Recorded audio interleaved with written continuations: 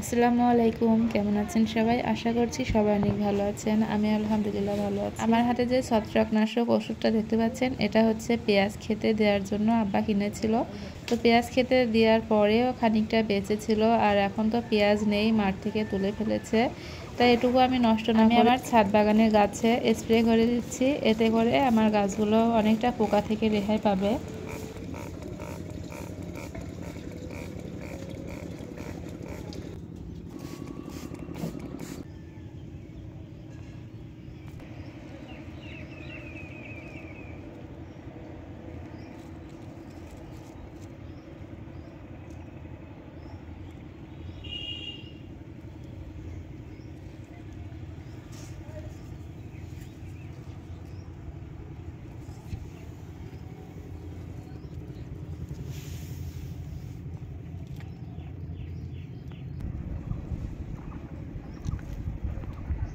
তো আমার গাছে স্প্রে করা হয়ে গেছে, আর আমি এখন কয়েকটা মরিচের চারা লাগাবো, যার জন্য এখানে মাটি প্রস্তুত করে নিচ্ছি।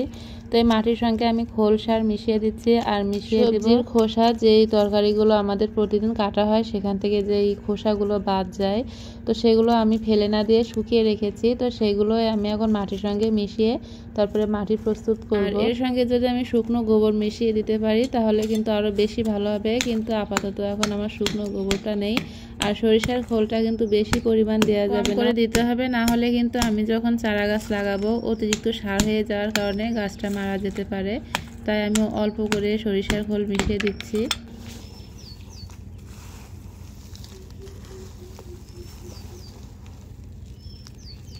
এগুলো কিন্তু সেই সবজির খোসা। এখানে পেঁয়াজের খোসা, তারপরে বিভিন্ন ধরনের সবজির খোসা আছে যেগুলো আমি শুকিয়ে রেখেছিলাম। এখন আমি এগুলোকে বালতির ভিতরে দিয়ে দিচ্ছি। দেখুন, নিচে খানিকটা মাটি দিয়েছি, তারপরে খানিকটা সবজির খোসা দিব, তারপরে আবার মাটি দিয়ে, তারপরে আবার কিছু সবজির খোসা দিয়ে, তারপরে আবার মাটি দিয়ে, তারপরে গাছ লাগিয়ে দেব। এতে করে কিন্তু আমি প্রতিদিন যে গাছে পানি দেব, একটু একটু করে পানি পাওয়ার পরে কিন্তু সবজির এই খোসাটা পচতে শুরু করবে, আর পচে গেলে কিন্তু এটা জৈব সারে পরিণত হবে, যার কারণে এখানে কোনো রাসায়নিক সার ব্যবহার করতে হবে না।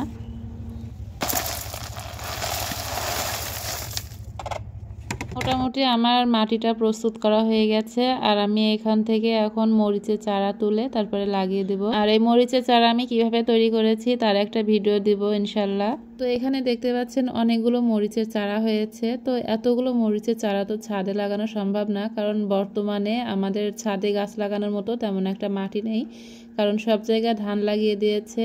আর যখন ধান কাটা হবে তখন মাটি কিনে আনা হবে, আর তারপরে ছাদে ইনশাল্লাহ অনেকগুলো গাছ লাগানো হবে। তারপরে আবার তো সামনে বর্ষাকাল আসছে, আর ওই সময়টাতে কিন্তু নার্সারিতে বিভিন্ন ধরনের গাছ পাওয়া যায়, আর গাছ লাগানোর জন্য বর্ষাকালই সবচাইতে পারফেক্ট।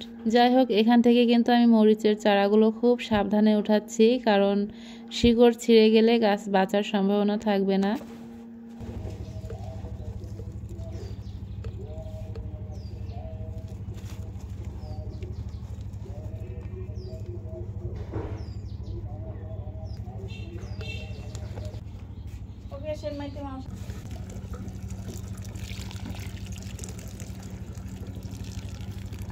এই তো আমার মরিচের গাছ লাগানো হয়ে গেল, আর এখন আমি একটু বেশি করে পানি দিয়ে রাখছি, কারণ মাটিগুলো একবারে শুকনা।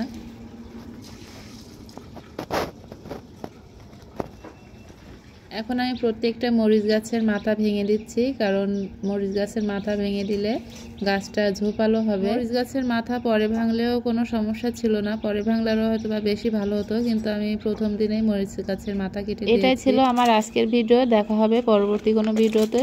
তো সে পর্যন্ত সবাই ভালো থাকবেন, সুস্থ থাকবেন। আল্লাহ হাফেজ।